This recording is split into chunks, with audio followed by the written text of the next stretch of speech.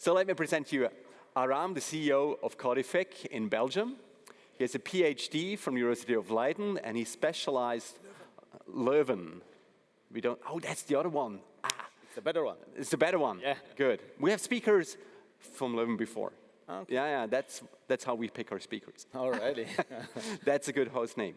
So he did his PhD on metrics and KPIs in the end to measure security. And this is a bit of a pet topic of mine because I see so many bad dashboards. And I think metrics is key when you want to operate under stress. So when I saw his talk earlier this year, that's the one that brings all the science behind my gut feeling. And I'm very happy to welcome Aram here on stage. Please give me a warm welcome. Is this thing working? Check, check. Okay. All right, thanks. Imagine you want to get fitter, or you want to get fit, and you buy one of these, or the Swiss version of that. This is a Garmin. You don't want to swallow your pride and buy a non-Swiss watch. And then you put it on, you do a couple of steps, and it says, great, 10,000 steps, and then you go back sitting on the couch. That is what many corporate dashboards feel like. And they are not really tracking the right things in the right way. Now, let me start here with a question. By the way, my presentation is highly interactive, so I'm going to ask you to raise your hand. Don't be afraid, there are no wrong answers, and by the end of the talk, you will see where the line is. So, who believes this is a good dashboard representing good metrics? Who thinks this is a good dashboard and good metrics? This is total vulnerabilities and, I have it here, and a risk score. I think I saw a couple of hands, but then they disappeared. Oh no, I see a couple of. Who thinks this is a bad metric and a bad dashboard? All right, well, one thing is, most of you are active, because last time I gave this presentation, it was in Estonia, and apparently people there just don't raise their hands, and I was like, damn, are these people even paying attention? Okay, another example, which is about number of security alerts. Who believes this is a good dashboard and a good set of metrics to look at on a daily basis? Who thinks this is a bad dashboard? Okay, awesome. Now, in this presentation, in this talk, I'm going to tell you all about how to measure and report completely useless things, put it in nice dashboards, and dress up bad data as good decisions, and all about how to make sure that your metric math is making no sense.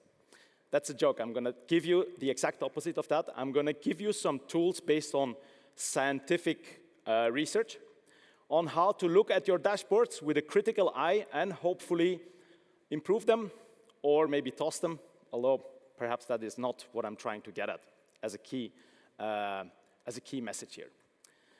Before we go there, a couple of words about me. I've been in AppSec for about 15 years, and I had 3 different roles, 3 different hats. I used to be a researcher at the University of Leuven. Then I switched to being an industry expert, and I have a company where we are a product company.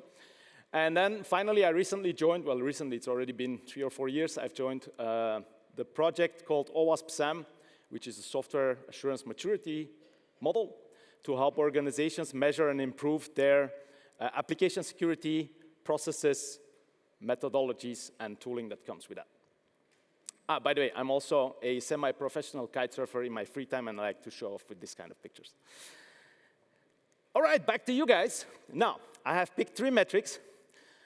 Number of exploitable vulnerabilities in production, impact score of each of those exploitable vulnerabilities, and a likelihood score of each exploitable vulnerability. Who believes these are good metrics? I guess some people got scared. They are no longer want to raise their hands. Who thinks these are bad metrics?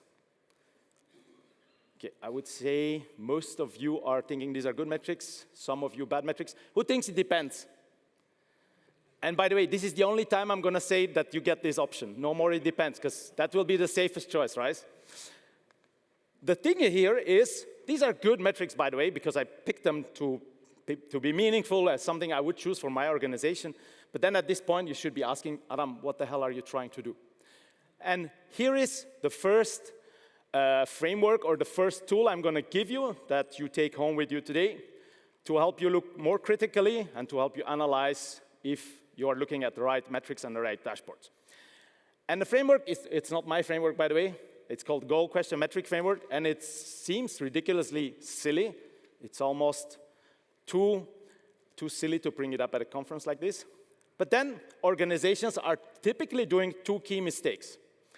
Well, let me first tell you what the Goal Question Metric Framework is. Essentially, you first start with a goal, with a purpose, and your goal has to be specific. I don't have time to dive into what is a good goal, what is a definition of good goal, but it's typically something straightforward, something that you want to focus on as an organization. The next layer is to define questions. So my goal would be, in this case, improve the time to fix high-risk vulnerabilities in production. That is my goal. That seems like a meaningful goal. Now, then you define questions which will help you measure your progress towards achieving that goal. And this is the first key mistake organizations make. They typically jump from metrics to goals. They skip this level. And this level is essential. I'm going to show you why. So the first question in this case would be how many of those high-risk vulnerabilities we have. And you might say, hey, but that's a metric, right? Nah, I'm not so sure. The second question would be, what is our current mean time to fix? Is the time to fix improving? And then we can jump into the metrics, which will then help you answer these questions. So these are the three layers, the three-layered approach. And the metrics in this case would be number of exploitable vulnerabilities in production, impact score of each exploitable vulnerability, likelihood score of each exploitable vulnerability, and then time to deploy or time to push that into production, time to push the fix, right? This is an example that I would say it's a good starting point if you're trying to build a vulnerability management program. What are organizations doing? They rarely start with goals. They go the opposite way. Hey, let's see what metrics are there out there, and let's pick some of them, put them in nice dashboards, and that's it. That doesn't work, and that has been proven 30 years ago. And by the way, the goal question metric is from 30 years ago. And it is a framework that was not geared towards security. It was to manage defects. And I'm going to give you a bold statement here. I believe vulnerabilities are a subset of defects. I know it's not exactly the same, but it's still a subset. It's a defect. It's a deviation from an expected quality, which is the security. And a goal question metric is highly suitable for looking at your vulnerability management program or any other goal that you have in mind, going in this way. Because the bottom-up approach is not going to work simply as there are way too many metrics to pick from, and your organization has its own realities it lives in, and it has its own context. There is one exception where you could sort of experiment with metrics, and the exception is what I would say, what is called qualitative analysis. So you start by exploring what's going on to generate hypotheses and to understand and refine your goals. That is the only exception where it's okay to start with metrics and look at what is going on. All right, that is the first thing. Imagine now you have your goals, you have defined your questions, which I would say it's pretty straightforward, and then you jump to metrics. The question is, okay, which metrics do we pick? What are good qualities of a metric? Because I just told you there are way too many metrics to select from in most situations, right? So the next part of my talk is going to focus on the qualities of metrics. And back to you. Here is a goal question, and then I'm going to give you several metrics that you have to pick from. The goal is to improve security awareness of developers. The question is, by the way, this is somewhat simplified, so to make sure that I don't lose you here, I made some somewhat simplified goal and question here. In reality, you might go a bit more nuanced. And then the metric is secure code training test results. So you send your developers to a training, and then you measure how they did on the test. And then you have 3 metrics to pick from. Metric 1 is pass or fail. Metric 2 is a 0 to a 10 score. And metric 3 is 0 to 100,000 score. Who picks metric 1? Okay, nobody.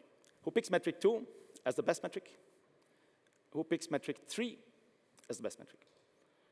Okay, I see a couple of hands. Most hands agree on number 2.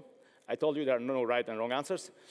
Well, please park this in your RAM memory. I'm going to come back to giving you the why and which metric would be better. Let's look at another example, and then we'll go into the sort of mathematical or scientific properties behind metrics. The second example is the risk. The goal is to reduce the risk of getting breached, and the question is, what is the likelihood of getting exploited due to known vulnerability in production? And the metric is vulnerability exploitation likelihood. And by the way, the choices I'm going to give you are a bit cooked up in the sense that ideally you're going to pick both, right? And there are 2 metrics. The first metric is a KEV score, and a KEV is a database of curated known exploitable vulnerabilities. So these are vulnerabilities that have been exploited in the wild, and it's a yes or no score. And EPSS is a prediction model. It's a machine learning model that gives you the likelihood of a vulnerability being exploited today with a percentage of 0 to, well, in this case, it's a 0 to 1, but it's a continuous scale. So if you have to pick one of the 2, I know, again, this is a bad example, probably. Who picks metric 1? Some hands. Who picks metric 2? I would say metric 2 wins in this case. Let's look at these examples through the metric properties. And the first metric property that I'm going to give you is metric precision. There are actually 2 properties, so nothing too complicated. And the precision is the smallest unit of measurement, and if you want to think of it in a more visual way, imagine 2 rulers. One ruler is more coarse-grained, the other one has more finer measurement lines. You can do finer measurements. And then metric 2 gives you better precision, essentially. And in the case that most of you picked metric 2, indeed, for the secure code training test results, metric 2 has better precision. That's why probably most of you went with metric 2. Metric 3 had too much precision to be meaningful, so there is a certain threshold that you would say, okay, beyond this threshold, it doesn't make sense. I'm not interested in that fine-grained measurements. This is the first, by the way, I'm looking there because I have my slides there, so you should be looking there. This is the first metric property. The second property, again, I'm going to give you a visual way. Imagine it's about consistency of measurements. So imagine you have a weighing scale, you step on it second time and third time. Let's say there are 5 or 2 minutes in between. You would expect the exact same number within a certain acceptable margin of error. If you get this situation, this is more or less what the body fat percentage measurements give on a weighing scale, by the way. You are going to toss it away, right? For body fat, it's maybe not that bad, but if it's your weight, you're not going to like this. It's very unreliable and inconsistent. These are the 2 qualities, the 2 properties, so precision and reliability.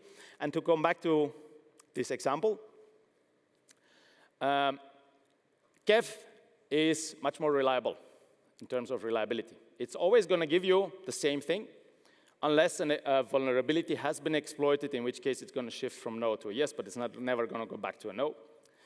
Although it's very, it is very coarse-grained. It's yes or no. EPSS is somewhat more fine-grained. It gives you more precision, but it is much less reliable. It's a prediction model. It is based on a machine learning algorithm. Honestly, I have no idea how well it works, but it's not going to be as consistent. It might change today from 30% to tomorrow 40%, and the day after to some other number. Now, these 2 qualities don't live in isolation, and I'm going to give you another example to understand what's going on and to pick one. So you have to trade off between these 2 qualities. Again, we're talking about secure coding test results. We have our 3 metrics. By the way, metric 3 here is between 0 and 100 now. I've changed it. Imagine that you have 5 developers with similar level of security awareness and security knowledge, and you end up with the following situation. Your metric 1 says everybody passes. Metric 2 gives you 2 developers will score 4 out of 10, and 3 developers are going to score 9 out of 10. And then metric 3, everyone scores 30 out of 100. Again, these are developers with the same level of security expertise. Who believes metric 1 is the best? Who picks metric 2? Who picks metric 3? Okay, interesting. Metric 2 gives you better precision than metric 1, but it is inconsistent because these developers have the same level of knowledge, of security knowledge. You would expect the metrics to end up in the same place, so the numbers should be more or less consistent. You would expect them to score the same. Of course, at this point, you might say, but what if those two developers had a bad day? They didn't sleep, or your test is not that good. I take that with me. Yes, that is possible. But just looking at this information, I would pick metric 3 because it has the best precision and it is very consistent. Yeah, I already said that. Okay, I gave you precision and reliability. Now I'm going to give you an extreme example. Can number of lines of code be used as a predictor of security quality and as a good metric to assess security vulnerability? Who believes yes? Okay, I see some hands. You're right, because the bigger the code, the more chance there is a security vulnerability in there. But in general, number of lines of code are not a good predictor because of validity issues, and that is the next topic I'm going to talk about, validity of metrics. Lines of code, by the way, has the perfect reliability. Well, assuming that your tool works well, that has no bugs. You measure a set of source code, classes, or files, and then you will get exactly the same number every time you measure. And in terms of precision, you just count the lines of code. You don't have gradations really there. But then it has validity issues in terms of predicting, and this is essential because once you go from your goals to questions to metrics, you still have to go back to the questions. You're not ending up with metrics. You have to answer those questions, right? This is where validity comes in as an important factor, and there are 3 types of validity that you should be interested in. The first type is called content validity, and it is about how much of the outcome does the metric cover. So how much of the question does the metric cover? And here's an example to help you understand that. If we're measuring security awareness of employees, metric 1 says how many hours of training have these people covered. Doesn't really say anything about the content and the quality of the training, while metric 2 says the number of top security risks seen throughout the training. That has a much better content validity because it is directly looking at the outcome that you're interested in. So in this case, metric 2 would have a better content validity. The next validity criteria, or the next validity type is criterion validity, and it's about the correlation with the outcome. This one is a little bit easier to understand on an intuitive level. Let's say you have security awareness of employees. Metric 1 would be the percentage of top security risks seen throughout the training, which was the metric on the previous slide. So I told you it has a pretty good content validity. But then I'm going to give you 2 more metrics. Metric 2 says, what is their score after the training? It has already a better correlation, better criterion validity. But here is even the better metric. How about their score a year after? Did they really retain that material? Did they really understand all of that? Or metric 1, they might have just clicked around and did not understand anything. Metric 2, they might have understood it, but not really get it because they forgot it a month later. Metric 3 has the best criterion validity. Let's revisit this example. Remember the 3 metrics, developers, same level of knowledge. We have 3 metrics. Metric 1, everyone passes. Metric 2, we have 2 developers score 4 out of 10, 3 developers 9 out of 10. Metric 3, everyone scores 30 out of 100. I'm giving you another additional information. I'm telling you that all of these developers have very strong security expertise. Which is the best metric? Who thinks metric 1?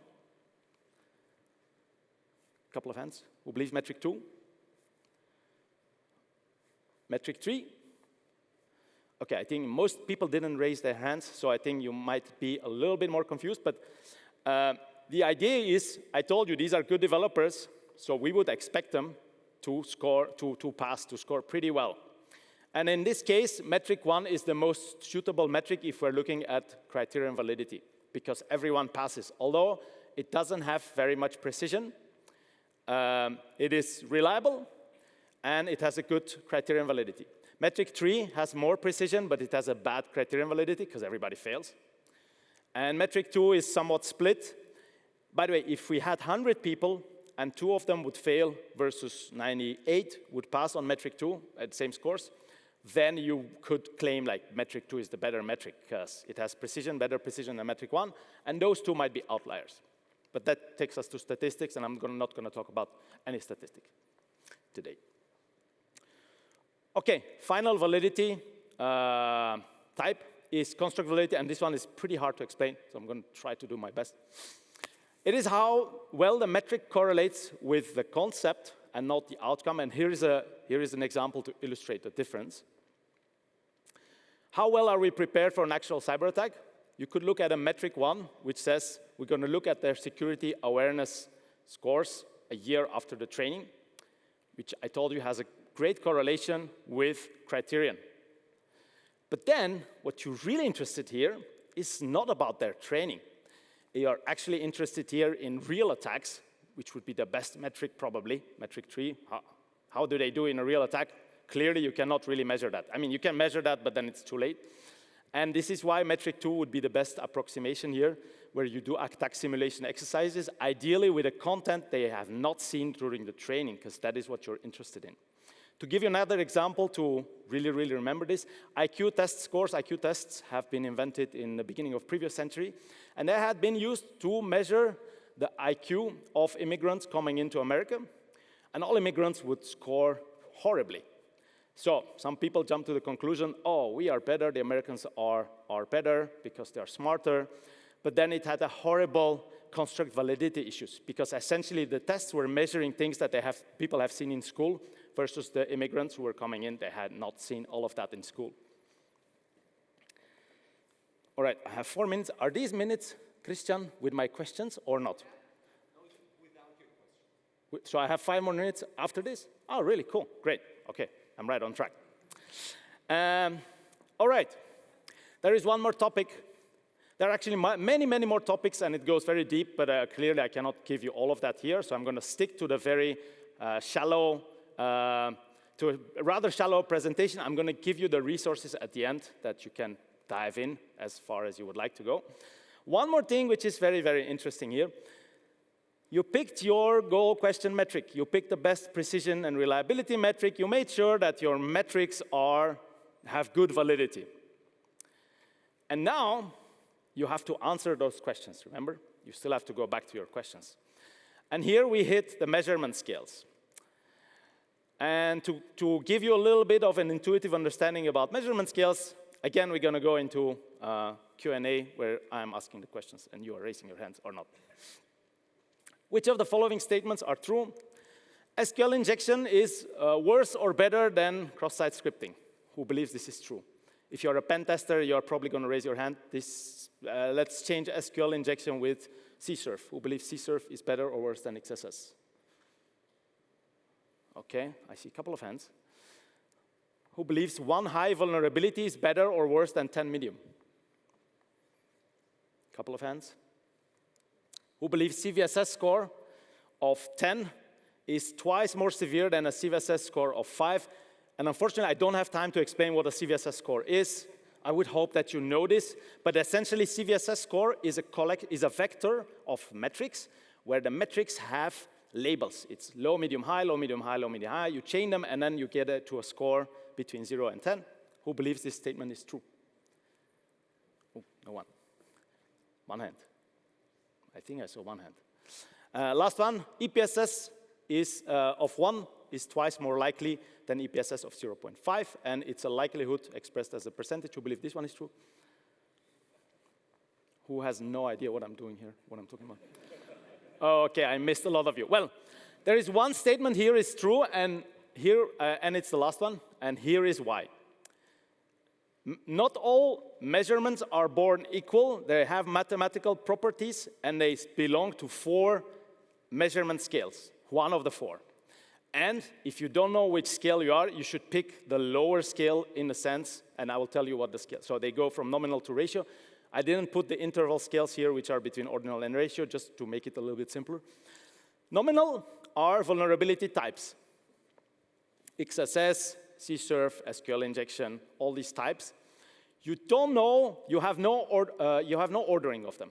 You don't know one is better than the other a priori. Which means the operations you can do with these are very, very limited. The only thing you can essentially do is a mode operation and say, this one is the most common one that I have. Most of my vulnerabilities are XSS, which means you cannot say SQL injection is better or worse than XSS. The next type of scale gives you an ordering, low, medium, high, CVSS scores as well. So 5 is not twice worse, twice better than 10 in CVSS. And then here you get a little bit more operations, but the operation is median. You cannot pull averages, and you don't know the interval sizes, basically. This is why you cannot say a 10 low are better or worse than 1 high. There's no way you can say that. That is flawed mathematics. Ratio interval is the most powerful interval, where you have metrics like EPSS scores. Yes, they live in those in the ratio scale, or risk value in dollars, which would be very, very hard to express. But here you can do all sorts of maths. And this is important because once you go back to your questions, if you use the wrong math, you're going to end up with the wrong answer to those questions. And unfortunately, I don't have time to explain this one. I'm now out of time. ASPM risk score, so I have to skip this slide. But essentially, if you know if you have seen ASPM tool risk scores, they are based on flawed maths. They are based on maths that doesn't make any sense. I have a video. I started a collection of resources, appsecscience.com, and I have a video on the whole story, so you can go and check it out if you have time, or listen to in your car. Okay, I think I don't even have time to go here, but I just want to tell you that once you go back from metrics to answering your questions, you also have to take into account that you have different types of data analysis techniques. And this is where we go all in statistics and machine learning and predictive analytics. So the problem gets much more even more complicated than it is. So metric science is basically a science, and as an industry, I think we're not doing a good job there. Key takeaways: your metrics should be valid, precise, reliable, and they are unfortunately very hard to find. But they should be answering meaningful questions, not convenient ones, and you should not go bottom up when you go to your dashboards from your metrics. And your dashboards should not dress up nice numbers in nice colors. That is not the right approach. Here is a collection of two scientific, the first two ones are not technically books, they are a collection of scientific papers, research papers. And the last one is I'm going to call it a channel or a set of resources where I publish interesting stuff. Thank you very much. Glad to hear your questions. Thank you very much. Everybody wants to have lunch, but we need to have questions. You can grab me at lunch, by the way, if you have questions. Yeah, at least one or two. They really want to have lunch. They really have lunch. Do you have a good question? I have a good question for you. No, where is lunch? Lunch is right outside. No, what I'm wondering, Aram, is, like I said before, I've seen so many dashboards, and they're so bad. Why do people have the feeling, why they're attached to their bad dashboards? How come they don't even realize how bad the metrics is they're using? If you do a bad job in IT security, usually it kind of occurs to you. But when I face like bad log analytics, bad metrics, bad dashboards, people fall off the clouds. What is wrong with that? I say, nobody cares. These numbers have nothing to do with your performance. You just watch them for entertainment. Why is that? Well, I think because we don't really, people are not really understanding the science, and it's not too intuitive. Statistics, this is something about statistics that it's not really intuitive. There are some statistics that you can intuitively get, yeah. But once you get a bit deeper, we don't understand them anymore on an intuitive level. So we really need the tools, which are very hard. At least for me, I'm very bad with statistics. Oops. And then the second problem is we somehow think our dashboards have to be quantitative, And that is not true, and this is something I haven't really said in my talk. Okay. Your metrics don't have to be quantitative, they can be qualitative. How it could be also self-reported, like how good do you think you're in security? I know it's a probably bad example, I need more time to elaborate on it. But I'm gonna give you an analogy. Apparently, all these fitness trackers that are measuring a lot of stuff, they are nearly as good or even worse than if you ask people, how did you feel after this session? Was it intense for you on a scale between 0 and 10? And people are giving way more precise answer to that. And that is a perfect example of a qualitative metric, which works pretty well. And I think in security, we have very little qualitative metrics that pop up on a dashboard. And we should be investing more of those, which would be a lot easier to track and to use in the dashboards. Okay, very good, thanks. And enjoy your lunch.